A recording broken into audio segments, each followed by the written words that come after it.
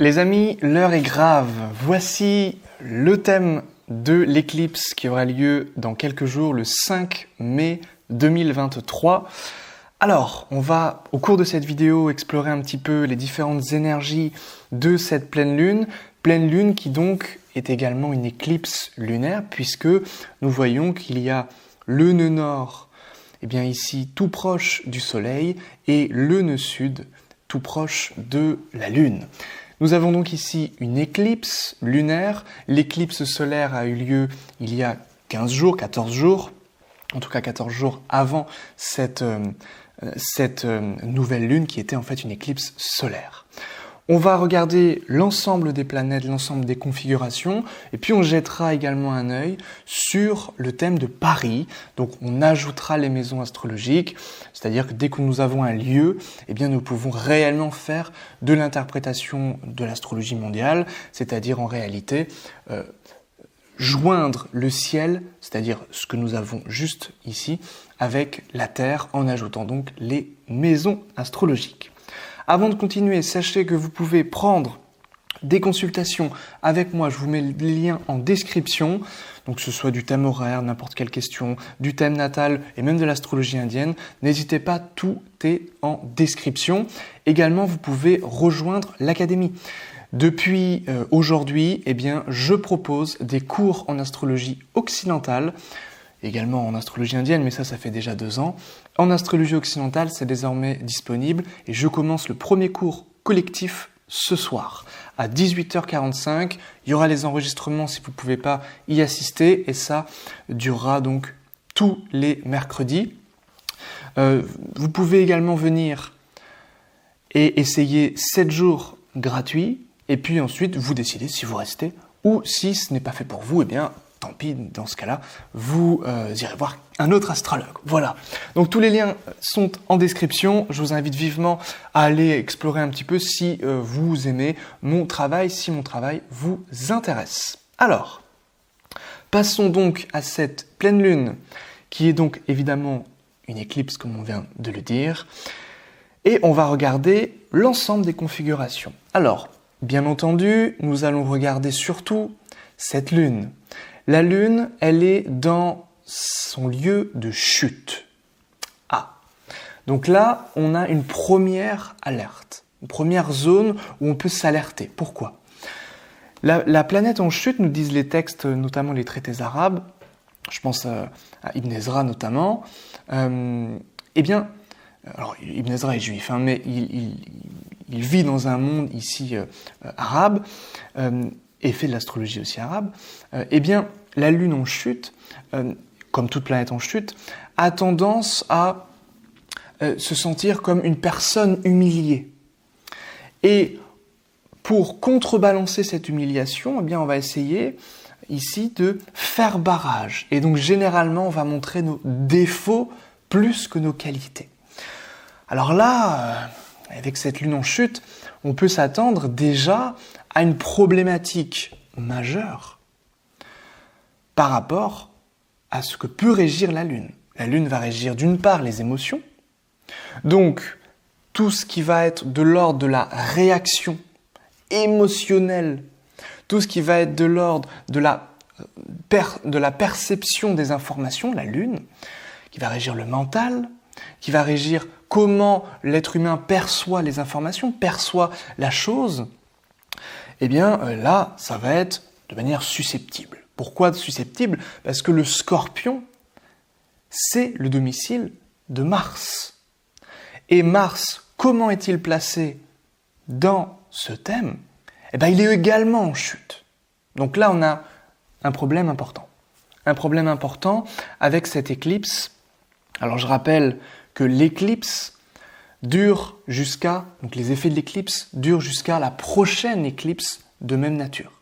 C'est-à-dire qu'ici, l'éclipse a lieu le 5 mai et que ces effets vont se répercuter jusqu'au mois de novembre.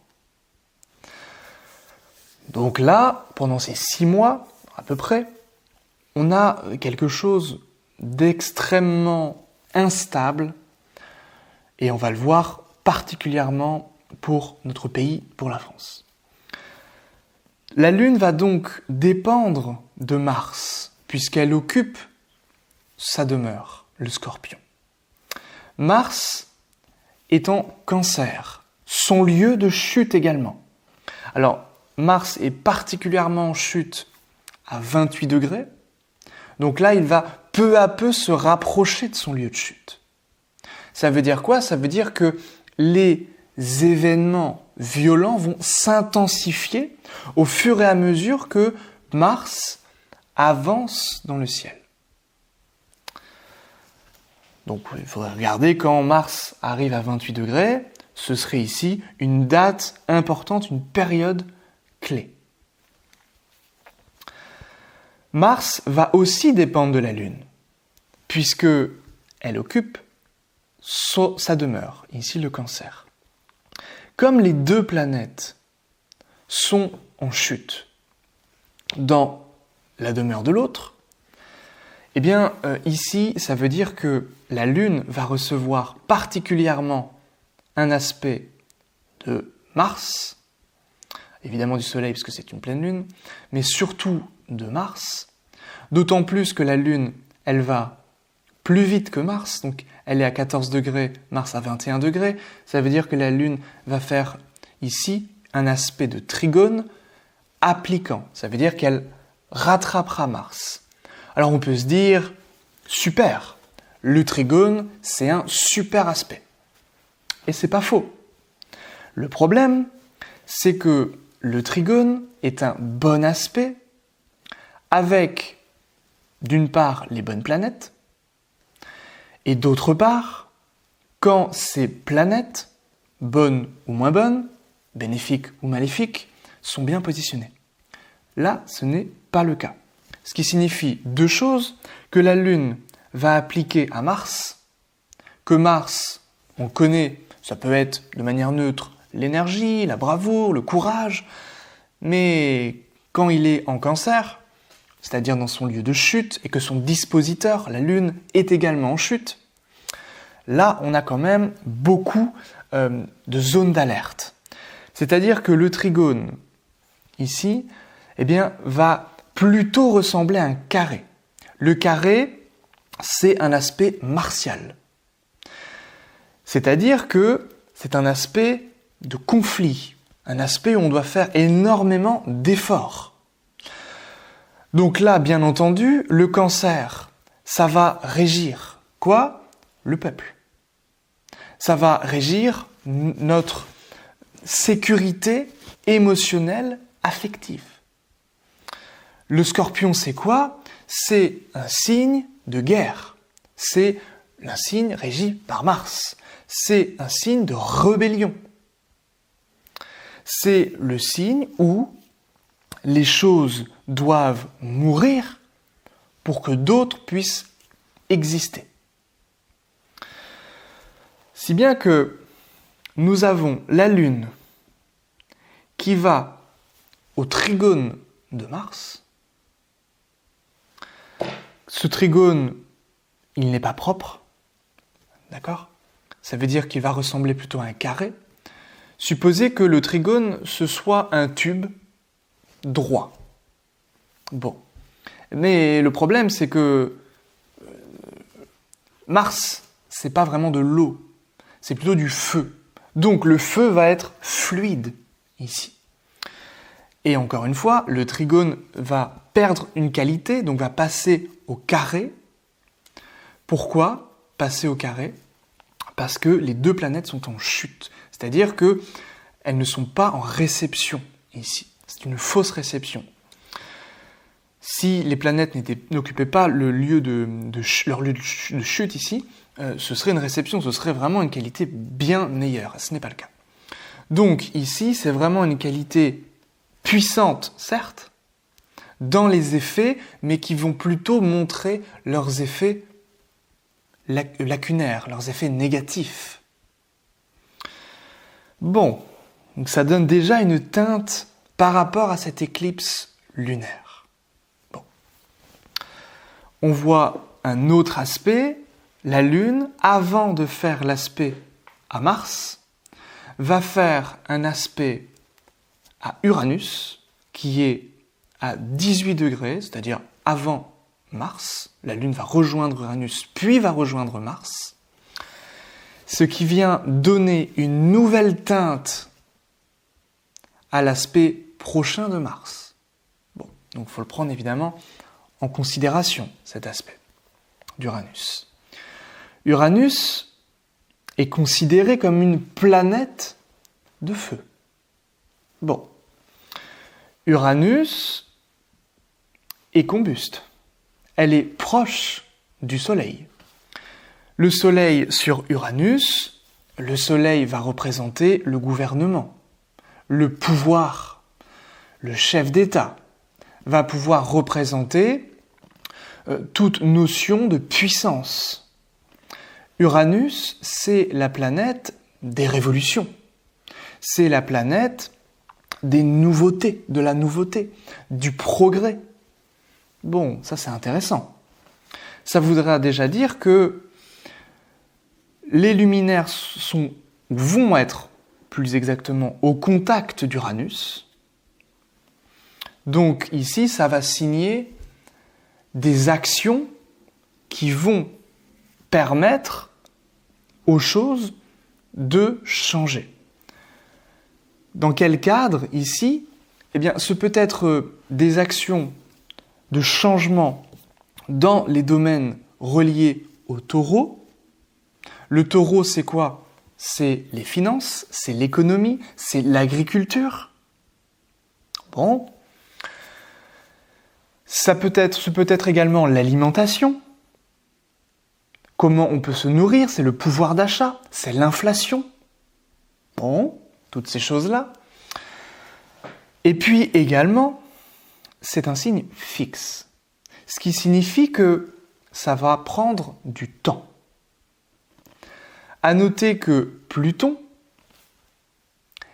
est rentré dans le signe du Verseau, que le signe du Verseau est un signe fixe, que cette éclipse avec Soleil-Uranus est en Taureau, un signe fixe, et que cette lune, vraiment le lieu où a lieu l'éclipse lunaire, est en Scorpion, un nouveau signe fixe, un autre signe fixe. On est ici dans un dialogue, ou plutôt vraiment une dialectique lente. Alors bien sûr, quand je dis dialectique, c'est pas dans les événements qui vont advenir. Là, on n'est pas dans du dialogue. On n'est pas du tout dans du dialogue. Pourquoi on n'est pas dans du dialogue? Parce que Mars et Uranus, c'est pas franchement le dialogue. C'est plutôt le combat. C'est plutôt le fait d'agir, le fait de bousculer les choses. Il y a une forme d'irrévérence, Soleil-Uranus. Il y a une forme de provocation. Provocation qui découle du Taureau, c'est-à-dire qui découle d'un problème financier. Les gens en ont marre. Les gens ont des problèmes d'argent. Les gens, ici, ont besoin de s'alimenter, de se substanter. Bon. Donc, il y a un ras-le-bol général qui va s'accentuer tout au long de ces 6 mois. À noter que l'éclipse, alors là, on ne va pas le faire, je le ferai dans d'autres vidéos. L'éclipse, nous dit Jean-Baptiste Morin de Villefranche, dépend toujours de l'ingresse annuelle, c'est-à-dire de l'état du pays, si par exemple on prenait Paris, le premier jour astrologique, c'est-à-dire le moment où le Soleil va rentrer dans le signe du Bélier. Eh bien là, nous regardons l'état du ciel pour avoir des informations sur l'année en cours. Et cette éclipse dépend toujours de cette ingresse. Donc voilà des petites choses. Donc évidemment, la Lune va faire 2 aspects. Uranus, planète de feu, et Mars, planète de feu. Alors vous pouvez me dire, c'est super, la Lune, elle va faire un aspect à Uranus, et elle va aspecter son lieu d'exaltation, le Taureau. Oui, mais la Lune, elle est en chute. Donc la Lune va toujours montrer son côté réaction. Ce qui signifie que ici, vraiment, plus que jamais, durant ces 6 mois, le peuple est en colère. Et là, vraiment, ce qu'on a vu avant, c'était des prémices. Je pense, comment je perçois ça, comment je lis ça. Et du 5 mai, donc de mai à novembre, c'est quelque chose qui va, je pense, s'intensifier. Bon, on a déjà des petites choses. Qu'est-ce qu'on a d'autre? Proche de ce Soleil, on a Mercure. Le Mercure, alors, il a déjà fait un aspect à la Lune, plutôt la Lune a déjà fait un aspect à Mercure. Ce Mercure, il est quand même touché par le Soleil et par la Lune, parce que l'orbe fait qu'il est touché. Mercure occupe l'exaltation de la Lune quand même. Donc ici, il y a plusieurs choses. D'une part, Mercure, c'est justement la communication. Comment on peut faire preuve de diplomatie, mettre un petit peu d'eau dans son vin. Bon. Le problème, encore une fois, c'est que ce Mercure, il est rétrograde, donc il est contrarié. Ça veut dire que le temps n'est pas à la signature de contrats, de traités de paix, etc. Même s'il peut y avoir justement des traités de paix, comment on appelle ça, des accalmies, si l'on veut, en taureau, signe quand même de Vénus, de paix. Le problème, c'est que l'opposition de la Lune à Mercure signifie une séparation. L'opposition est un aspect séparant, un aspect saturnien. Donc il y a ici, on ne se sert pas des qualités de Mercure pour les événements à venir, mais au contraire, on a tendance à les noyer. Pourquoi? Parce que la Lune, c'est l'humidité radicale. Et donc l'opposition est un aspect séparant, une contradiction, une opposition, vraiment une confrontation. Donc cette Lune, qui va régir, on l'a vu ici, l'intensité des émotions, le ras-le-bol du peuple, le besoin, c'est même pas une envie, c'est un besoin de changement, la Lune. C'est pas un caprice ici, c'est un besoin profond. Eh bien, cette Lune, en s'opposant à Mercure, fait que le dialogue n'est plus possible. Fait que il y a un tel ras-le-bol qu'il n'y a plus de place pour le dialogue. Il n'y a plus de place pour la raison, j'allais dire. Donc, bien entendu, qu'il peut se passer des choses qui peuvent paraître, du point de vue extérieur, irraisonnables, déraisonnables, dirais-je, parce que ici, on est sur des planètes vives, Uranus, Mars, on est sur des planètes d'action, de feu. Et le Mercure, eh bien, il est relativement faible ici. Il est faible parce que il est sous les rayons du Soleil, il est rétrograde, et il est, d'une part, conjoint au nœud nord. Le nœud nord, ça rend les choses confuses, puisqu'il est responsable des éclipses, il est en plein dans l'éclipse, ce Mercure. Donc la communication va être vaseuse, confuse. Tout ce qui va être un petit peu... tout ce qui va paraître comme du dialogue, de la diplomatie, sera en réalité que de la ruse, de la manipulation, Mercure nœud nord.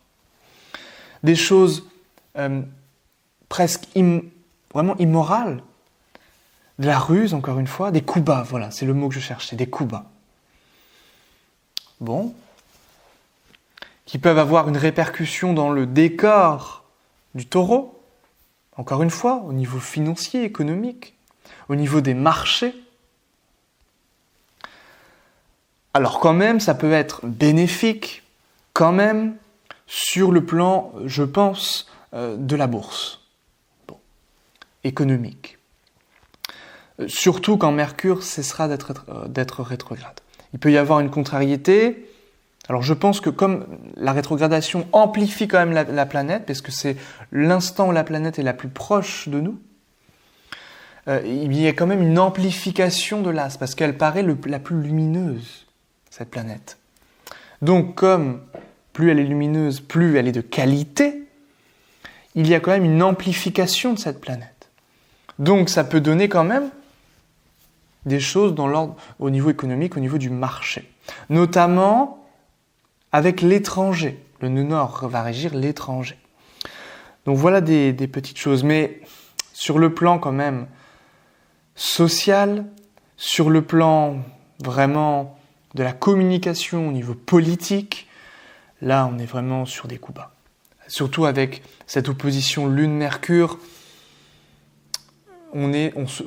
quelque part, alors j'ai pas envie de faire de la politique, mais on se fout de la gueule du peuple, on se fout de la gueule des gens ici. Alors bien sûr, hein, j'enfonce une porte ouverte. Hein. Ce Mercure, pire encore, est rétrograde. Ce qui signifie que ce Mercure va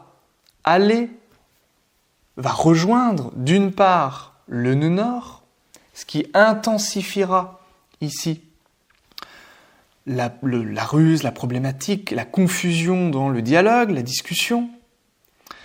Bien entendu, les médias, Mercure, ici avec le nœud nord, sera complètement dans un parti pris.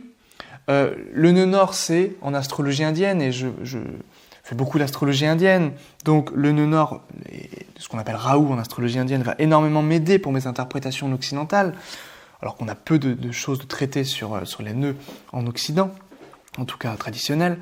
Eh bien, le nœud nord, c'est la tête du dragon, c'est une bouche sans fin.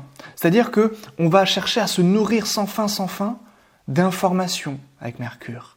Et donc, avec les médias, il va y avoir une intensification ici du journalisme un peu poisseux, un petit peu, voilà, il faut vendre, avec le taureau, il faut qu'on achète nos programmes, nos produits, il faut qu'on vende nos choses, même si on dit des choses qui sont absurdes avec le nœud nord et Mercure, une intensification de cela. Et puis surtout, une manipulation lorsqu'il s'agira de traiter de cette lune en Scorpion. Ça veut dire ici que tout ce qui touche au monde du chiffre, des résultats, le Mercure en Taureau, tout ce qui touche au monde de, par exemple, combien étaient les personnes à tel endroit, dans les manifestations, etc.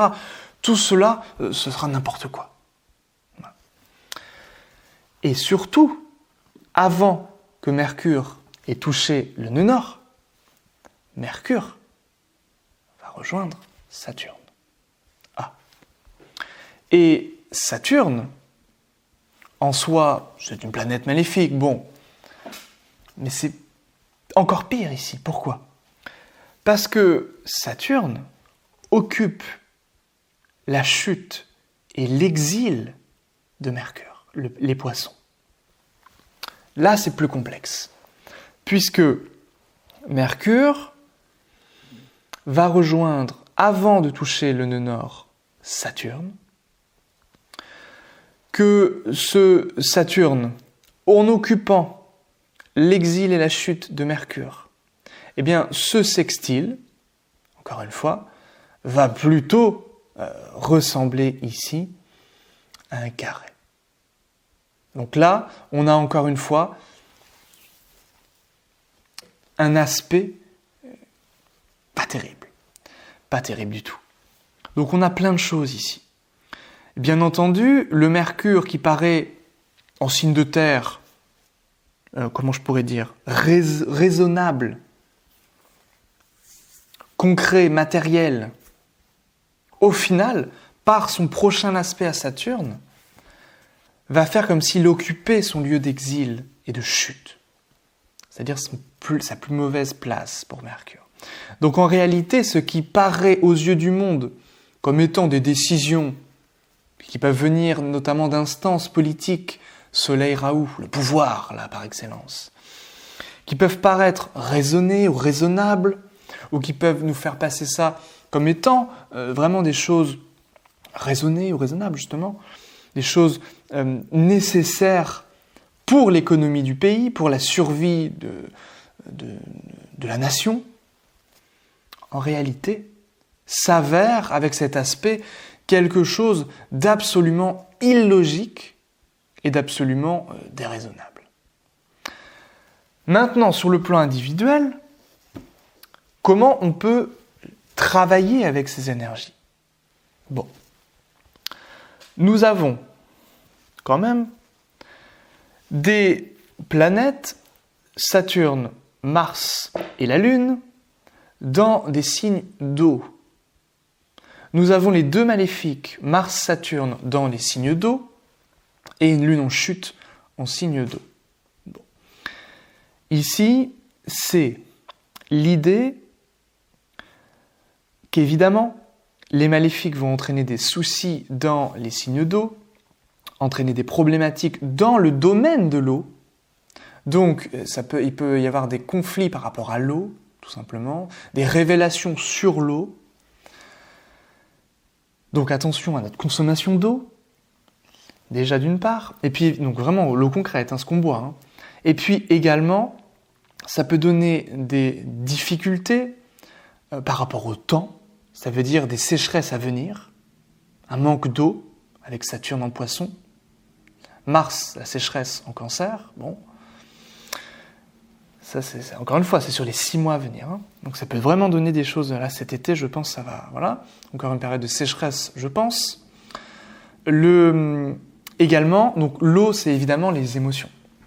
Comment on perçoit le monde, comment on réagit au monde qui nous entoure.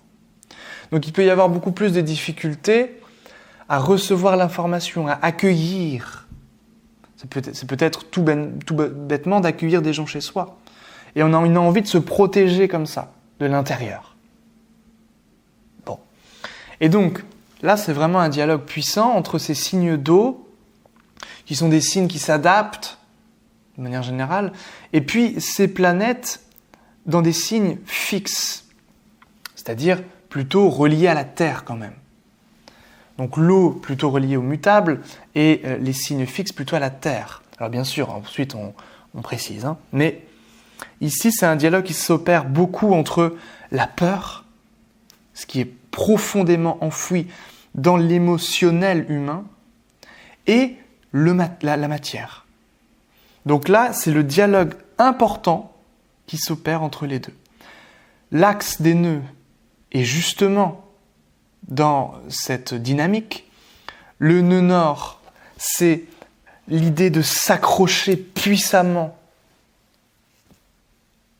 à ce qui nous reste, c'est-à-dire finances, possessions, les biens qu'on a, la jouissance, les plaisirs de la vie.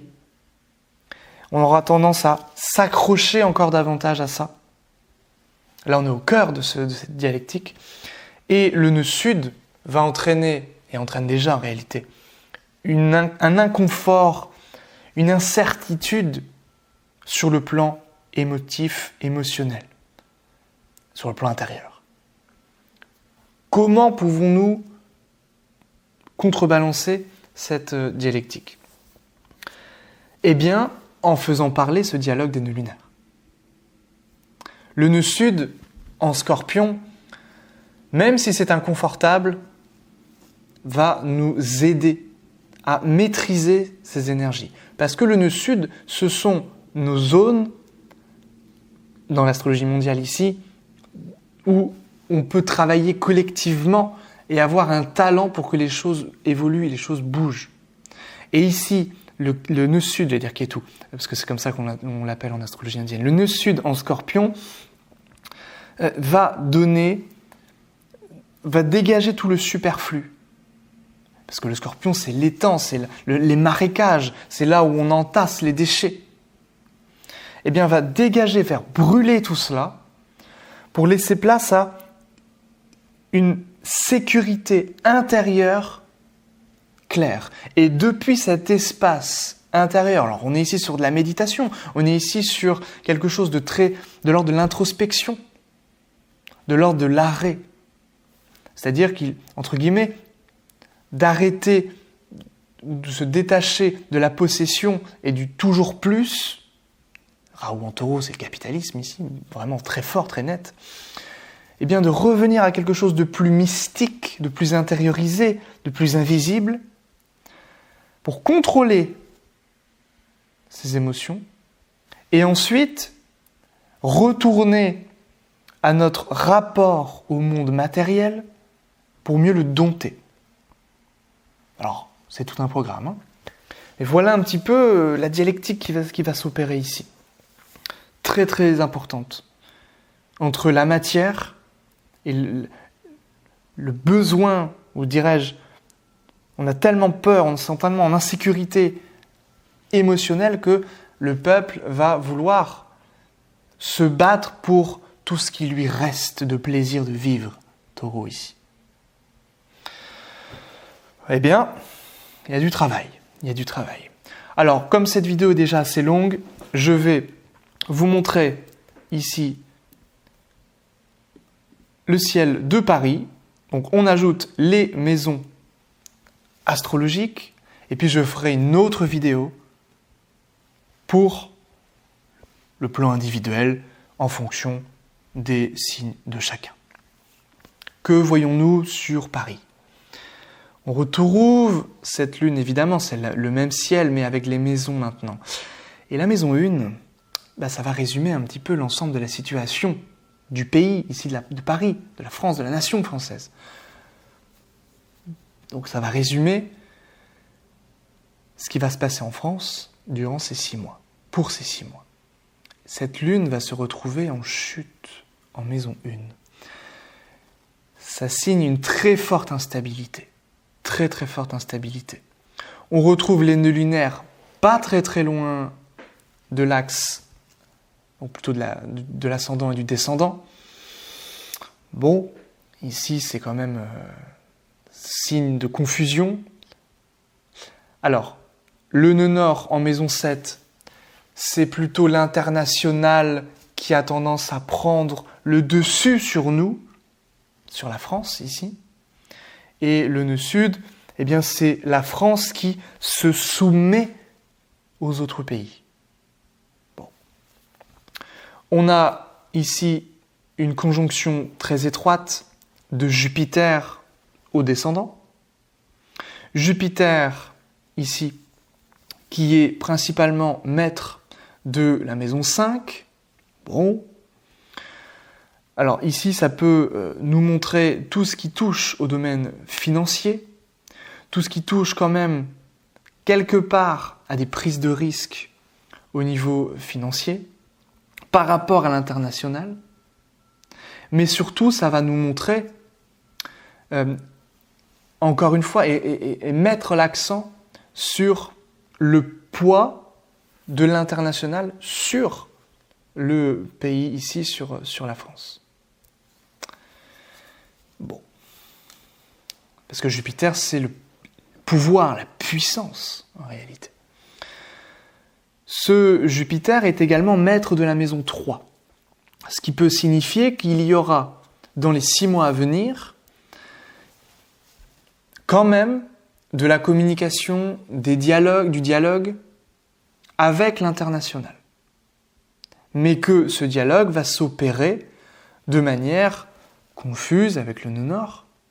Parce que Jupiter va vers le nœud nord, et le nœud nord va vers Jupiter, il est toujours rétrograde quasiment, le nœud nord. Donc ils vont ensemble, et ça régit aussi, bien entendu, tout ce qui touche un petit peu à des choses immorales, avec Jupiter nœud nord.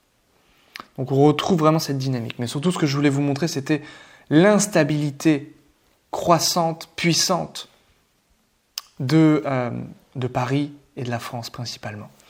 La maison 9, ça va régir tout ce qui touche à l'État. La maison 10, ce sera plutôt le chef d'État. La maison 9, ce sera plutôt l'État. Donc ici, bien entendu, le Mars est en chute en 9. On est pleinement sur un mécontentement qui sera ici vraiment, vraiment puissant. Le maître de 10, ici, c'est le Soleil. Le Soleil, eh bien, va vers Uranus. Donc, on veut de la nouveauté sur le chef d'État par rapport au chef d'État, soit de la nouveauté venant de lui, mais bon, on n'est pas dans l'illusion, même si elle ne dort pas très loin. On veut surtout que ça change, on veut quelque chose, quand je dis on, c'est le peuple, hein. C'est la France, c'est les Français.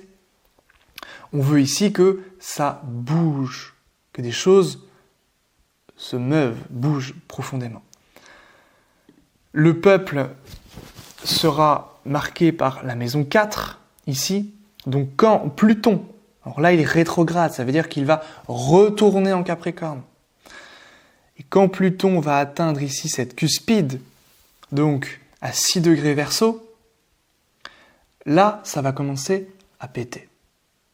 Pourquoi ? Parce que le peuple, c'est la maison 4, et la cuspide de 4 particulièrement. Alors cette cuspide de 4, elle est à 6 degrés Verseau. Je regarde s'il y a des choses à 6 degrés. Non, bon, on a quand même le carré de Mercure qui arrive ici, qui arrive à cette maison 4. Bon. Mais je pense que Pluton, alors j'ai pas regardé, mais je pense que Pluton n'atteindra pas ce 6 degrés Verseau avant la prochaine éclipse. Donc, je pense qu'il y a quelque chose d'un petit peu retardé au final dans tout cela. Mais Saturne, maître de 4, ici, eh bien, ce Saturne, il est quand même en Poisson. On a vu qu'il était compliqué avec ce Mercure. Donc, il est dans un brouillard, il est dans un flou, ce Saturne. Il est dans cette idée que la structure même du peuple, c'est-à-dire que le peuple peut peu à peu quand même se dissoudre, parce que Saturne va rattraper quand même Neptune, ici. En tout cas, voilà, peut-être pas avant que Neptune sorte du signe, mais il y a quelque chose quand même qui a tendance à se dissoudre, ici. Et en même temps, paradoxalement, c'est quand même un signe d'unité, les Poissons. Donc, je pense que plus Saturne va avancer dans ce signe des Poissons, plus il y aura de monde, comme c'était le cas par exemple au 1er mai, fête du travail. Énormément de personnes ont manifesté. Donc le peuple va très certainement s'agrandir au fur et à mesure de ces 6 mois. Voilà ce que j'avais à vous dire par rapport à cette éclipse lunaire. Beaucoup, vous avez vu, d'énergie par rapport aux promesses du ciel. Et puis, je vais donc refaire une prochaine vidéo pour le plan beaucoup plus individuel et personnel. Merci pour votre fidélité, pour votre confiance. N'hésitez pas à me faire un petit coucou en commentaire, à vous abonner, à partager la vidéo si elle vous a plu, et puis à réserver une petite consultation ou un cours ou venir à l'académie. Tout est en description. Également, et on va finir sur ça, vous pouvez recevoir Cosmos, qui est votre magazine d'astrologie gratuit. Je vous mets les 3 numéros, les liens sont en description. Merci à vous.